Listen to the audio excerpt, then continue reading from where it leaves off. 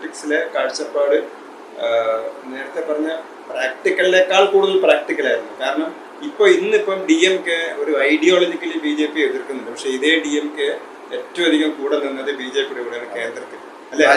എന്നിട്ട് പിന്നെ നിങ്ങൾ ഓർക്കുന്നുണ്ടോ എന്ന് എനിക്കറിയില്ല, ജയലളിത കരുണാനിധിയൊക്കെ അറസ്റ്റ് ചെയ്തിട്ട് വലിച്ചു കൊണ്ടുപോകുന്ന സമയത്ത് അന്ന് ഇവര് കേന്ദ്രമന്ത്രിമാരാണ് DMK. അന്ന് കേന്ദ്രത്തിന്റെ ഒരു ഇടപെടൽ ഉള്ളതുകൊണ്ടാണ് 2001 അപ്പൊ അത്രയും.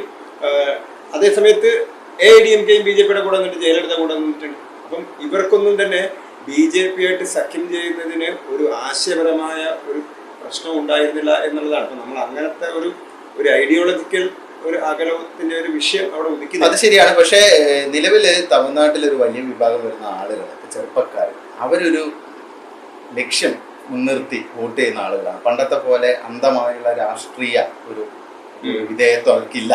അത് കണ്ടല്ലോ. കാരണം വിജയ് എന്ന് പറയുന്ന ഒരാൾ ഒരു പുതിയ ഒരു സ്പേസ് അവർക്ക് കൊടുക്കുന്നു, പുതിയൊരു വാഗ്ദാനം നൽകുന്നു, പുതിയൊരു രാഷ്ട്രീയം മുന്നോട്ട് വയ്ക്കുന്നു.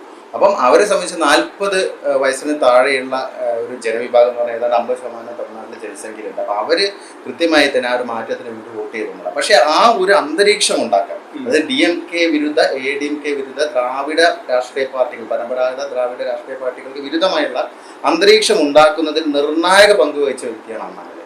കാരണം അണ്ണാമലയുടെ എൻ മക്കൾ എൻ മണ്ണ് യാത്ര ഓരോ സ്ഥലങ്ങളിലും പോകുമ്പോൾ അദ്ദേഹത്തെ കാണാനും അദ്ദേഹത്തിനൊപ്പം ഫോട്ടോ എടുക്കാനൊക്കെ ഒരു വലിയ ജനക്കൂട്ടം തന്നെ ഉണ്ടായിരുന്നു. പക്ഷെ അത് കംപ്ലീറ്റ് ട്രാൻസ്ലേറ്റ് ചെയ്ത് വോട്ടായില്ല എന്നുള്ളത് വസ്തുതയാണ്. കാരണം അതിന് പ്രധാനപ്പെട്ട ഒരു വിഷയം BJP എന്നുള്ളൊരു ടാഗ് തന്നെയാണ്. കാരണം വർഷങ്ങളായിട്ട് ഈ ദ്രാവിഡ രാഷ്ട്രീയ പാർട്ടികൾ ആ രീതിയിലുള്ള ഒരു കുപ്രചരണം അവിടെ അഴിച്ചുവിട്ടിരുന്നു.